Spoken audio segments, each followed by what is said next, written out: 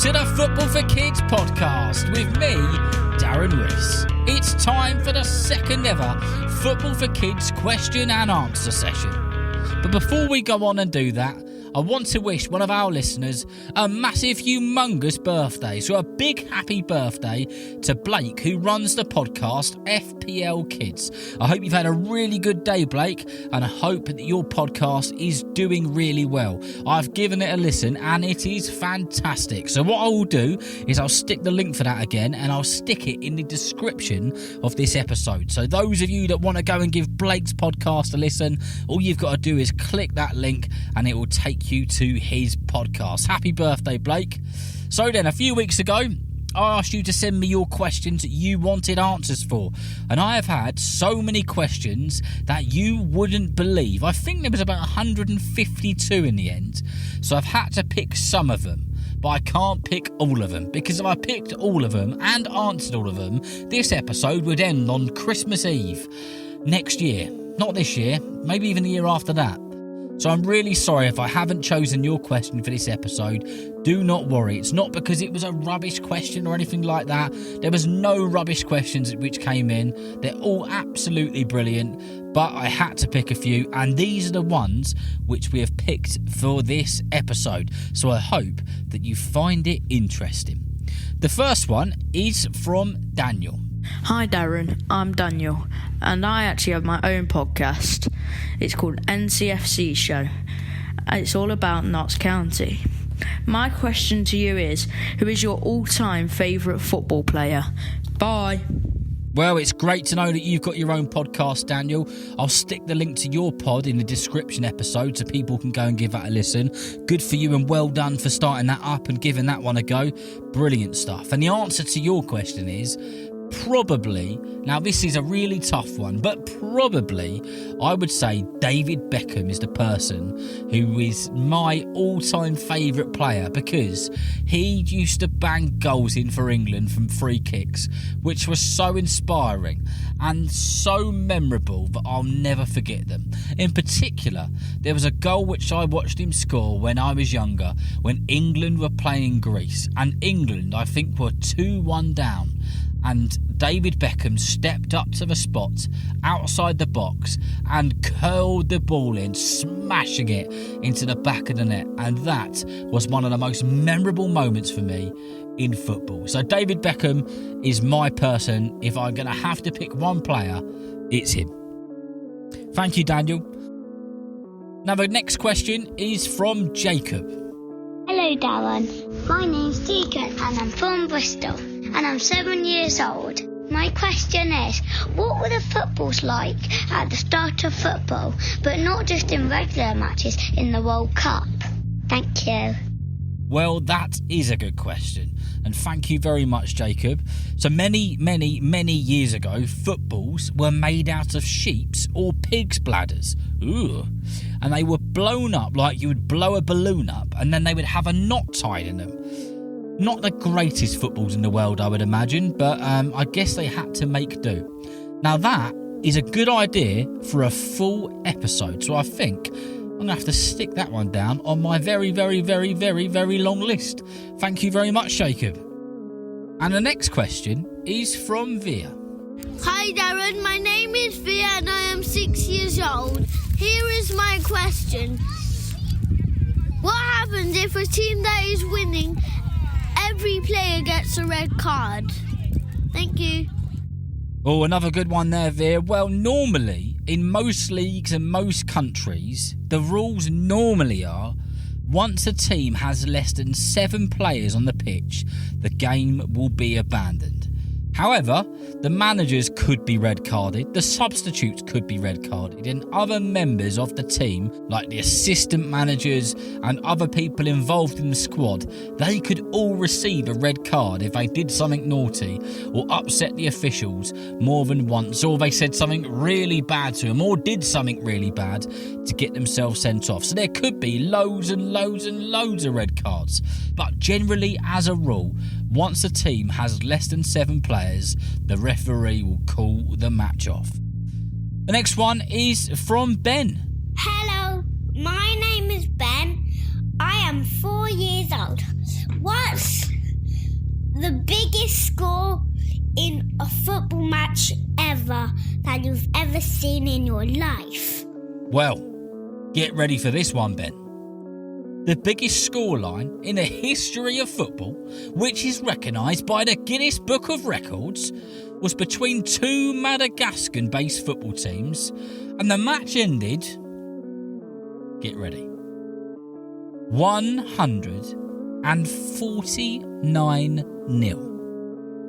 149-0. That is quite ridiculous.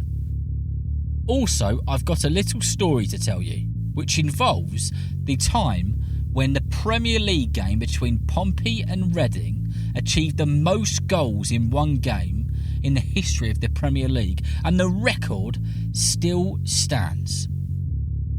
So when that game happened quite a few years ago, I took my wife to Pompey. She wasn't very pleased. She wasn't very excited. She's never been a very big football fan, but I said, no, come on, you're coming to Fratton Park, you lucky thing you. Now, my wife's brothers, who love football, and my wife's dad, who loved football, were so excited that she was going to a football match. My goodness, they were excited. They thought, oh my goodness, she's going to love it. She's going to love football. When she gets back, she's going to want to watch football on the telly with us. This is fantastic. And they waved us off and they were all excited. And it just turned out to be one of the most exciting games of football I have ever seen. It ended Pompey 7, Reading 4. 11 goals in total, still the record for the most goals in a Premier League game. And when we got back, her dad and her brothers were waiting at the door. And they opened the door and they said, oh my goodness me! Wow! God, what did you think of that then? And do you know what she said? It was all right. That's it. That's all she said. It was all right. She hasn't been back since. And the next question is from Louis.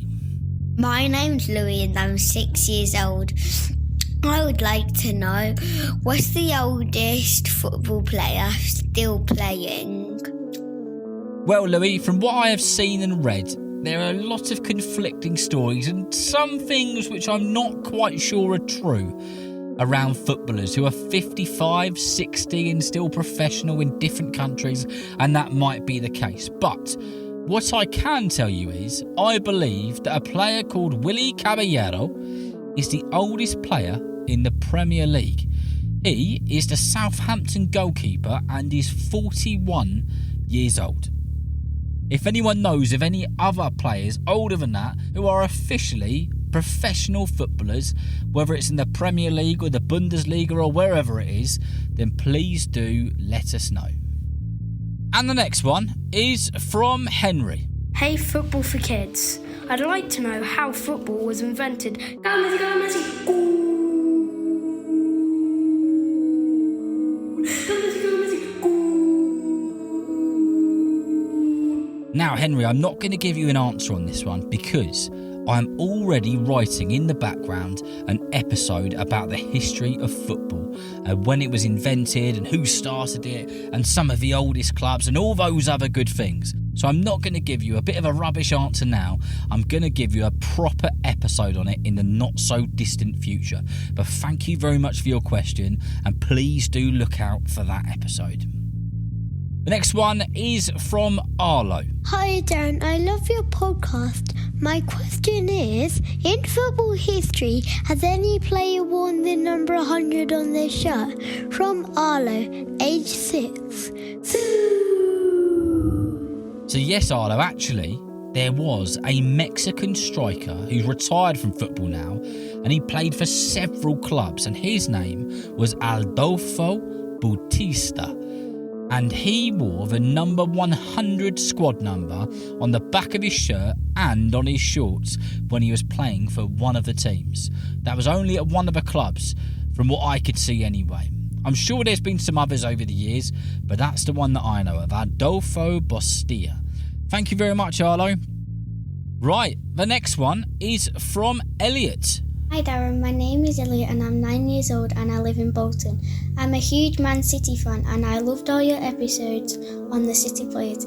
Please can you do an episode on Kevin De Bruyne? This is my question. How does a manager start from scratch to create the best football team to play in the Premier League and the Champions League? Well, there's no wrong or right answer to this one, Elliot, and we're going to do a proper episode on managers in the not-so-distant future, so please do keep an eye out for that one. Make sure you've hit the follow or the subscribe button and you'll never miss an episode. But managers have to do lots of courses to start off with, which qualify them in becoming a football manager. They have to learn so much stuff and understand so much stuff, from tactics to skills to the laws of the game and everything else you can possibly think of. But some of the most successful managers have been the ones who haven't been afraid to make really tough decisions. Sir Alex Ferguson is one of those managers who was never frightened of making a tough decision and taking a player off and making the right decision to win the game. Another really key part of making a successful team is to be able to manage the players both as individuals and as a group. And if the team are happy, motivated and wanting to win, it's pretty likely that they will do. So thanks very much, Elliot. And the last one on this question and answer session comes from Charlie in Australia. Hi, my name is Charlie. I would like more episodes on Australian players like Harry Kewell and Tim Cahill. And my question is, how big are usually football stadiums in the Premier League? Well, thank you very much, Charlie, and I will do some episodes on some Australian players, don't you worry. I've got a few on the list which I need to get round to writing. If you've got any other suggestions, then please do email footballforkidspodcast@gmail.com. So the answer to your question is that the stadiums in the Premier League range from fairly small, like Bournemouth Stadium, which can hold about 11,379, and it goes all the way up to Old Trafford Stadium, which can hold around 75,653 people. That is a lot of people. But most of the stadiums in the Premier League range between 30 and 50,000, and most weeks they're absolutely full to the brim. That's all your questions that I've got time for, and all the answers that I've got time for on this episode. And as promised, I said in the episode when I requested your questions that the best question would win a Nike football. And I've been umming and ahhing who should win it because everyone has had such fantastic questions. But I've got to pick someone, and I can only pick one person. So the person that I'm going to pick is Jacob, who asked about the history of footballs. Well done to you, Jacob. You need to get an adult to send your address to footballforkidspodcast@gmail.com and we'll get a football posted out to you as you are the winner with the best question. Well done to everybody who came up with their brilliant questions. I hope that you enjoyed listening to everyone's questions and some of the answers. And also, if you can find out some other stuff on the questions which people have sent in, and you've got some stuff to add to the answers, or you find out some really cool or interesting information, then please email to footballforkidspodcast@gmail.com and I will do my best to share it with all of the other listeners on another episode. But that brings this to an end. So remember, if you know someone who loves football just as much as you do, then please tell them about Football for Kids. And whether you're playing football soon, watching it on the telly or pitch side, I hope that you enjoy the game. See you next time.